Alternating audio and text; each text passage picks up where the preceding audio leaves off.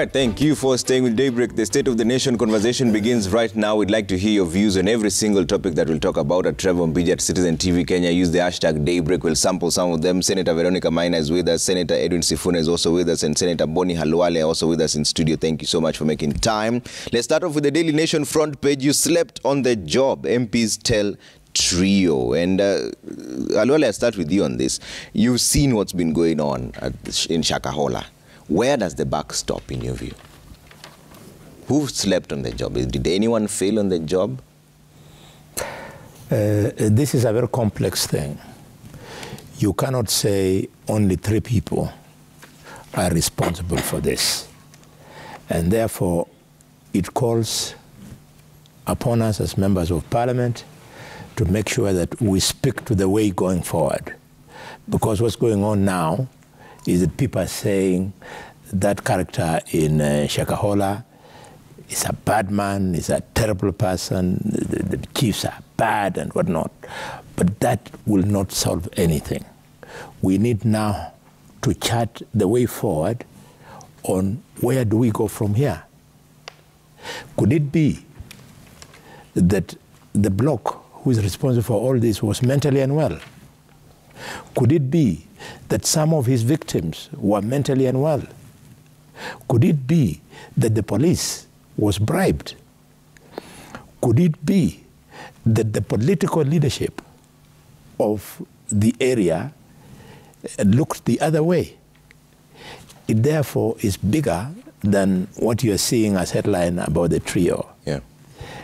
We were having a conversation in the Senate yesterday, and we agreed that to expect the police to investigate itself would be an admission that we are also joining the people who are just throwing their hands up and wailing. So we have spoken to a way going forward. I'll not preempt it. Probably by next week it will come out and Kenyans will see that the Senate is on top of things. You don't want to give us a hint of what that way forward is, because Kenyans are saying someone has to take responsibility. So far it's 95 bodies. Yes. Someone did sleep on the job. In fact, there are conflicting figures after the media was blacked out, like that 95 or 98. But someone has to take responsibility. There are security systems that were there. In fact, that blocking of the media is part of the problem. Now, the people who are responsible, or some of them, are so much ashamed that every time another body is exhumed, the indictment becomes worse and worse. So because the police is right at the heart of this, to expect them to be the ones conducting the investigations is to expect poor results. It should not be lost to the media that you reported to this country that Honorable Aisha Jumwa, the Member of Parliament of Malindi, actually led youth to go and attack the church at that time. And when she did that, the police then were humiliated. They moved and found that this fellow was holding 93 young people in confinement. And then somehow some other rich people, I can't blame the lawyers, they have to earn their money, they then went and secured a bail for him. So the problem is complex. In short, what I'm saying is that what we did when Josiah Mwangi Karaoke was killed and the security organs were suspects, when Robert Ouko was killed and the security organs were suspect, Parliament took responsibility and created a Parliament Select Committee. Okay. Those are the committees that unlocked the problem. So now, this is where we are. Okay. And if the Speaker grants us the permission, that's the way we are going to do. It's going to be very difficult because the charge is going to go to this parliamentary committee and tell them, you are victimizing the church, we will make sure you lose your seats, and blah, blah, blah, blah, blah. Are you telling me, Trevor, and the honorable colleagues are here, one of the things members of parliament do is to attend funerals? So issues of death are usually brought to our attention or our offices continuously. Are you telling me MCS of Kilifi, MPs, the governor of Kilifi, the woman representative had no idea that people are dying? It is not possible. In the structure of the National Intelligence Service, I think there is somebody responsible for every sub-county. Yeah. Sub-county is a fairly small unit. He collects intelligence. He has nothing else that he does. Armed with assistant chiefs, yeah, chairman of Nyumba Kumi. It has even gone lower. Yeah. The governors have created village administrators. This is connivance, connivance, connivance. Okay. But Maina, where does the buck stop in your view? Because there are people saying that the government gives, including burial permits. Under what circumstances were these people buried without the government knowing that something is wrong in Shakahola? I think, Trevor, one of the things we must be very honest about this situation is that it is grave. It is at another level. It is very, to me as a believer especially, I think it's very demonic. And one of the things I think I have seen a mistake being made in the analysis is to assume that this was a religion. It only disguised itself as a religion. But this was a cult. It was a form of a sect, maybe an occult, that radicalized people, instilled a lot of fear, and true to a cult, they removed them from the ordinary society, separated them and put them in a specific place, hid them in a forest.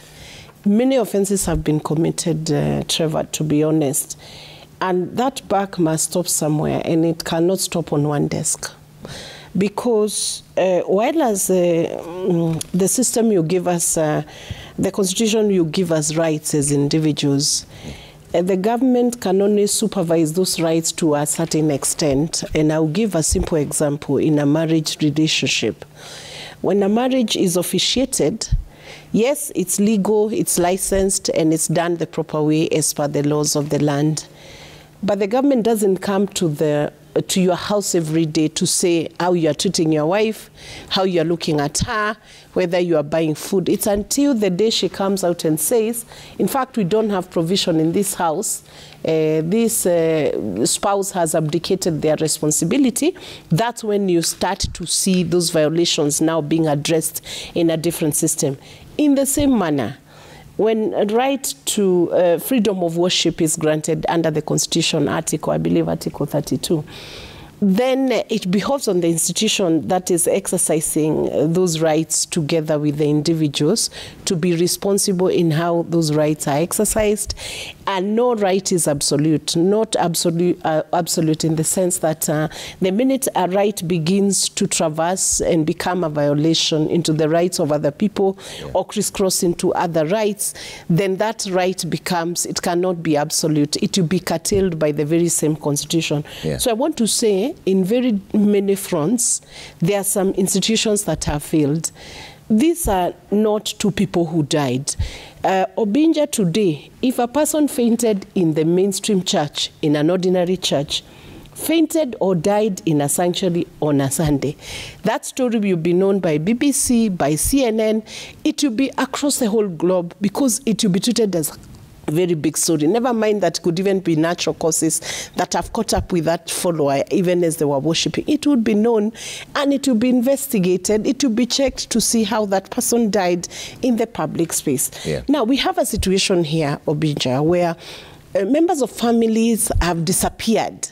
There is no one complaining. My first worry is the domestic institution that takes accountability for you when you wake up in the morning and you walk to Citizen. Who knows whether you came on air? If you don't come on air for 6 hours, is there no one asking that Obinja was in this program this morning and we have seen he's not there, he's not called? Where is he? You disappear for day 1, day 2, day 3, a whole week. So there is failure first from the domestic set. settings where the first level of accountability appears. Because if I can't find my daughter at the university where she's supposed to be studying, where will she be after 2 weeks? You don't know where she is, and you have not reported. So I have a very big problem, first with the accountability system at the family level. Why didn't anyone question? I don't think some of those people died yesterday, so that you can say they fasted together within a block of the same days and they died on the same days or days apart. So I have a problem with why no one raised it. The only reason why this story came out, I'm told, I haven't quite investigated myself, is that one police officer resigned from KA. He went into Shakahola, did not come back, and I think the family raised an alarm. And I have seen an alarm that was also raised by Honorable Aisha Juma several years ago. But the problem is we have an intelligence system. We have the family setting. We have a chief. We have elders. If 5 people disappear from a village, it's a very big story, Obinja. It's not even a small story. Just a team of 5 people. Not seen young men. We see them on the paper all the time. They are reported as missing. Why were these people not reported as missing? There's a lot of fear that was instilled. I saw this Mackenzie even issuing a threat to journalists that they will see, they don't know what they are dealing with, plus the police starting to intimidate institutions. This is a cult. And one of the mistakes also the media could be making is refer to him as pastor. I want you to think about your pastor this morning, Obinja, if you go to church. In your normal church, the evangelical or the ACK or the PCA, that's a man of God or a woman of God who's been serving and doing the right things. Then suddenly, you take a criminal like Mackenzie, you start attributing to him the title of a pastor or a prophet or whatever. While in actual fact, this is a very dangerous criminal who has removed people, taken over their lives, instilled fear, removed their power to make decisions, caused them to sell property. And apparently, and notably, many of the people who went there, did you see this lady who was working for one of the airlines? They sell their property first, surrender all the funds to this Shadrach, and then after that they go into the forest, and I think their death is accelerated by not just fasting, but also strangulation has been reported. There were marks of strangulation. Obinja, I suspect there were many violations of human rights. I have seen children were involved. In fact, if we were in another jurisdiction, and I want to refer to one of the incidences that occurred in a place called Utah in Texas, where there was there's a cult there, which is, if you watch a documentary on Netflix, Keep Sweet, Pray and Obey. The first thing they do is to take the power.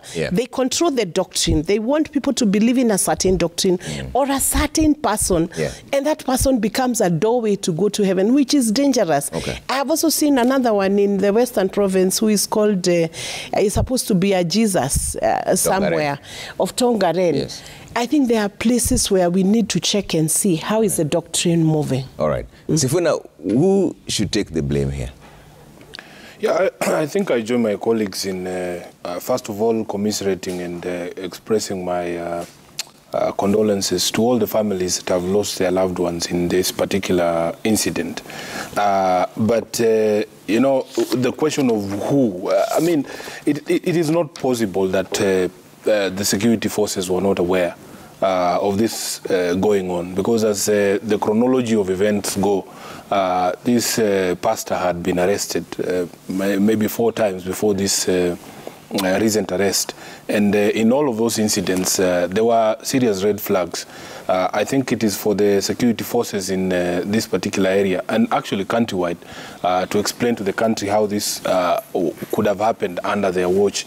And many have speculated that the only explanation is that there was collusion with the police forces, because you understand that somebody who is able to acquire an 800-acre piece of land anywhere in Kenya is not a poor person. And you know the power of money when it comes to obstruction and defeating justice. Money and resources are employed, and we end up in the situation that we are in. Number 2, The other reason why I believe it is not possible that anyone knew about this is just look at how far and wide the victims are spread. People coming all the way from Nigeria, from Tanzania, from as far as other countries and places from Western Kenya. It tells you that there is an information flow, and that information flow cannot lock out the security apparatus. So these people must have known what was going on. But you need to understand that there is a very toxic relationship between even religious institutions and public authorities and even politicians. Because for me, I have seen many of these religious groups, some of the so-called churches, they use political blackmail actually. And the case was, demonstrated even with Aisha Jumwa when she was member of parliament, that in fact, if you question anything, any practice in a church or a mosque, immediately, and especially if you are a political leader, they start saying, yes, these are the people who don't believe in God. We will tell our congregation not to vote for you. I have a lot of influence. And I don't know what my sister Veronica considers a normal church. Because, Trevor, if you see the things that are going on in these churches, it is only a matter of time before we end up at Shakahola. There is a very thin line that has been between what you can call a regular church or a normal church or a normal pastor and these things. I am a Catholic, so we are a bit reserved. Some of the things we see on TV, they don't make sense to us. Because yesterday in the Senate, I was trying to explain that there are standards of leadership in the church that have been set in the book of Timothy. You cannot be a person who loves money. So if the entire service, you are running a pay bill and M-Pesa till number, shouting at people, and the gospel of prosperity. The gospel of prosperity. It is a problem. It is a red flag, which is why yesterday when the debate was on the floor, I agreed with the colleagues who are suggesting that, in fact, we need to audit all the religious institutions that are already operating so that we understand what sort of religious doctrine is being preached in some of those places. And we have said that we will not be afraid to say that some of these people have been emboldened by the unholy alliance between state power and church. Veronica has taken my constitution, but I think it's Article 2 there that says that Kenya there shall be no state religion in this country. That unholy union creates the environment where people feel that they enjoy the protection of the state, that yes, they have been, to use social media terms, verified by the powers that be. And we said that if you have ever promised rain, for instance, without the backing of science, you embolden people like this. If you also preach as a politician or as a leader, prosperity without work, you are emboldening people like this. So we need to remove that unholy alliance and remove the blackmail that forces the church and the state to merge, because political power is a refuge of some of these people. And if they know that they have friends in high places, they know they cannot be touched. So we propose some of the solutions to audit all the churches and religious entities. Trevor, we are also concerned that it is possible that people who have committed other crimes might, for nefarious reasons, use this as an excuse to load all these bodies that are being exhumed in Shakahola on this pastor. And of course, the blackout of the media does not help, because in this country we also have a problem of extrajudicial killings. And when you hear the accounts that some of these bodies that are being exhumed are not necessarily victims of starvation, some have been strangled, others have been killed using blunt objects, there is a problem there. There is a problem there, and we need that there be proper transparency, so that people don't sneak in other crimes and then just claim that these are all Mackenzie's victims. But most critically is a legislative framework for basic background checks. In the US, there is a raging debate on basic background checks for purchase of firearms, because there are some people who believe strongly in the Second Amendment, the right to bear arms, and they say that that right should not be fettered.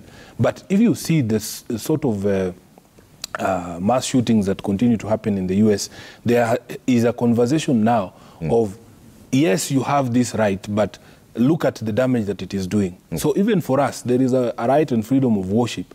But if we do not have basic background checks, because how do you just come from being a taxi driver to being a leader in the church? Then we are told that you cannot question God's calling. But we don't even want that civilian or non-religious people be the ones to oversight these religious institutions. Let there be a council. A council of bishops or churches. You think self-regulation? There is a framework or there are certain parameters where many of the people who call themselves Christians or Muslims or whatever religion, people believe, yes, that the faith can lie within certain bounds. I give the example of when we needed to settle the controversies of which books were going to end up in the Bible.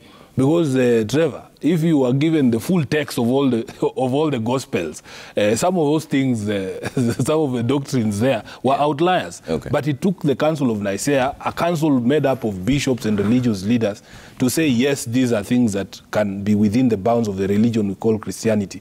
So even for now, and I'm happy, I have had Archbishop Muheria is my bishop in Nyeri of the Catholic Church. Other leaders of the church also have agreed that, in fact, this cannot continue. There has to be some basic regulation. And if you just follow the guidelines that were laid down in the book of Timothy, I think we should end up with at least some form of self-regulation where we can forestall such things happening in the future. Maina, you're the only one who hasn't talked about this. Alwale and Sifuna have touched on it. The blocking of the media from covering this Shakahola massacre. I think... Is it a right move or a wrong move? I wouldn't treat it as a right move because people have lost individuals. They have lost human life. Human life has been lost, Trevor. This is not a joke. In fact, we should have more cameras, if you ask me, in my personal opinion. Because you truly would want to know as a Kenyan how it is possible that 10, 20, 30, 40, 50, 60, 70, 80, 90, and going to 100 people have died in another jurisdiction. This is so serious, Trevor, that it would be investigated not just at the national level, but even at the international level. If you look at the number of children now being put in this story, and those who were rescued yesterday, I'm seeing about 11 in the nation. Children are we treat them in law as not capable of giving consent for some of these activities. So you wonder who was giving that consent for those children to be taken there. And then the responsibility, Trevor, also rests with the individual believer or follower. Because God has given us enough giftings, including use of your mind. Do you think God would give us use of our minds for us to walk in and be told somewhere, consume this poison, and you are being told this one is transitioning you immediately to another heavenly to see God? You think that could be right doctrine? There is a doctrine you must challenge even using the Bible. So at a personal level, even the believers who are sitting in churches must be able to look at a doctrine and say it's not even abiding to the very Bible that we are following. And I'm thinking there is a failure at that level, and people must become more inquisitive now when they sit in places of worship. And let me say this, Obija, this incident has caused many videos to be circulated. And one admission I must make, even as a believer, is that the kind of things I have seen happening, people being beaten in church with a whip, apparently under the guise of religion. I actually don't call them churches because they are sects. People being asked, some people riding on other people's backs. I saw a video of that nature. Believers, you must wake up and test the spirit. There are some spirits which are just wrong. And even your heart, you tell you, you cannot continue following such a gospel. Because the gospel is simple and it's clear. They are the churches now.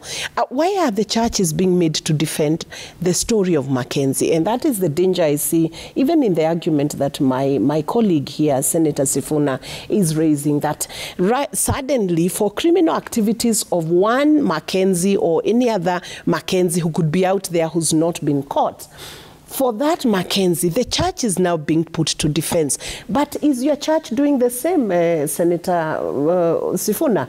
Your Catholic church is busy doing very good things. If you go to Samburu, you'll find that Catholic church running schools, hospitals, running institutions that if a government was not having church or as its partner, we would have a lot of trouble in many counties. Okay. So the church is busy doing the good news, the good works that it's supposed to be doing. You cannot put the church to defense on account of Mackenzie's behavior. So let's separate the two, talk about the criminality, bring the religion, and then let's look at politicians going to church. Is it wrong for a politician to go to church? No, politicians are human beings. And a politician who does not follow any form of religion will be a dangerous politician. You know why, Obinja? They have no fear of God or no fear of man. So even when they start to do stuff, they will do things that will be unimaginable even at a political level. So for politicians to go to church or associate with church, that is quite in order. They also need to pray and have a conscience with them, very alive to the needs of the people, alive to the needs of people's worship. But, and we cannot also politicize the issue. This is a very serious issue. And that's what I asked my fellow senators in Senate not to do, to avoid the temptation of now bringing Azimio Kenya Kwanza story into this very serious and very dangerous massacre that has happened in the nation of Kenya. So I would urge that we look at the issues, the serious issues that have arisen from the incidents and become part of a solution, not part of a problem of confusing the whole story. Alwale, before I take a break, you asked where do we go from? There is something that I find very difficult to disagree with my colleague Maina. But again, I can't agree with her when she says we are moving towards putting the church to the defense. Why not? Even Catholics like the real Sifuna, genuine church, like Sifuna and I, the real genuine, we belong to the Catholic Church. But if there is need to put the Catholic Church to defense, we should, as leaders, support it. Why? Because killing a child the way they have killed them in Shakahola is unacceptable. It is also unacceptable for you to kill a child psychologically. Cases abound in this country where priests, white priests from Europe, have been abusing children. To me, they are killing those children. So we should put them to defense. That specific culprit, I think, Trevor, understand it. I'll come to you, Maina, to understand it. So that you know this is very serious conversation. I'll give you a chance. Just it is finish the point and then we'll come to you. A child like that is a dead child. You look in this paper on page 3, 8 children have been found in the compound of this character, buried there. And the ones who have been rescued, he is saying, nilikunywa maji, alafu nikapigwa. And when he's examined, he has got head injury. So that is how all these people are being killed. At this time, we should not have any sympathy for any church for whatever reason, unless we have reason to believe that they have above board. In fact, the issue of regulation, and my two colleagues are both lawyers. You know, as we don't want a lot of English. Regulation, regulation. But now when you go further and tell us about self-regulation, it complicates. You are giving them leg room for them to say that you can regulate me as the state, but this I can regulate myself. In the process they abuse things. I have blanket regulation from regulation. People should be regulated. I have said in my opening remarks that the buck stops with very many desks. But that should not be taken to mean that the head of CID and NIS do not have a case to answer. Ordinarily, these two officers, senior officers of government, should resign. This thing is too big. The director of NIS should resign. the boss of the DCI should resign. Even though this happened before he came in? That's why I'm keeping away from Koome. Yeah, Koome came in the other day. But these two, I'm specific.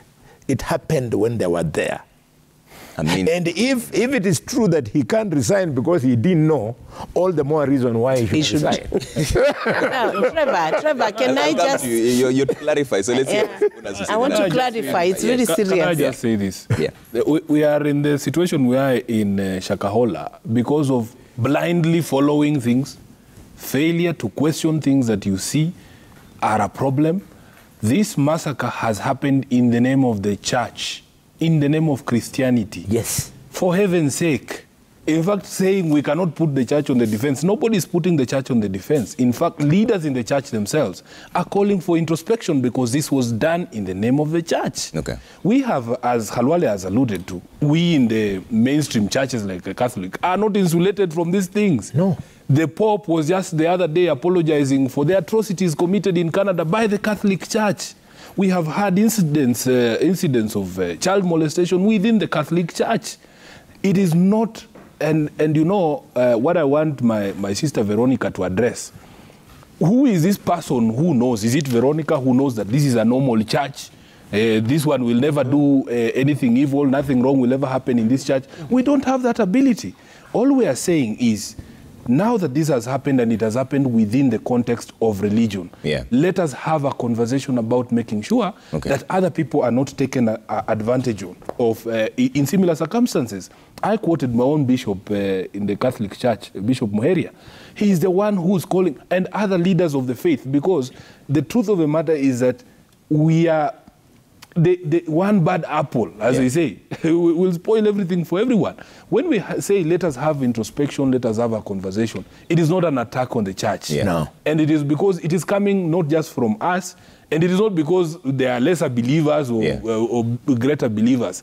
And my friend Trevor, let us not be afraid to put any conversation on the table. The problem I have with my colleagues in Kenya Kwanza is that they are very jittery. It's like that adage they say when you start talking about old bones, the old people start shaking.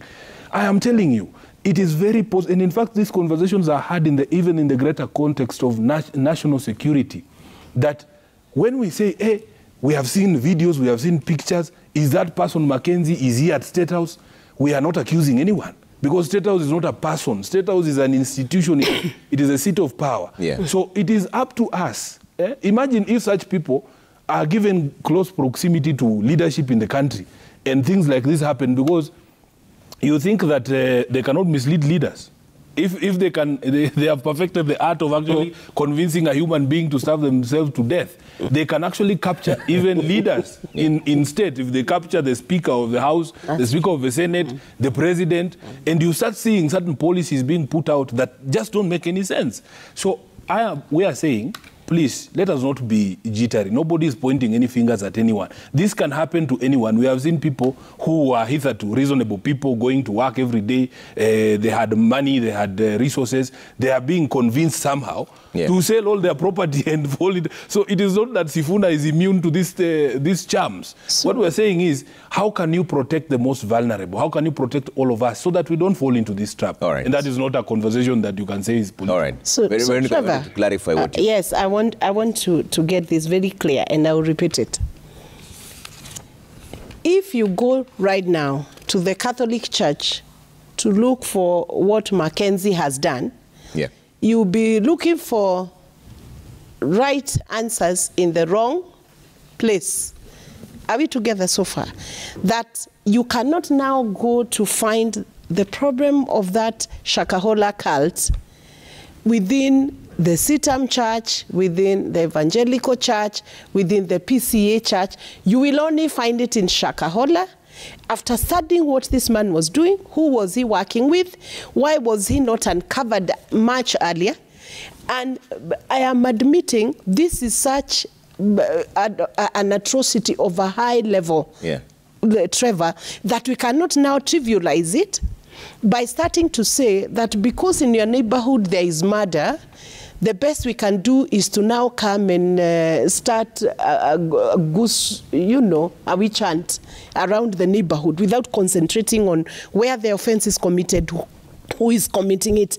I am actually just saying that your brother may not answer to things that you did yesterday in his absence without him knowing where you were and what you were doing, what you were consuming. Yeah. I am saying you take the battle right at its doorsteps.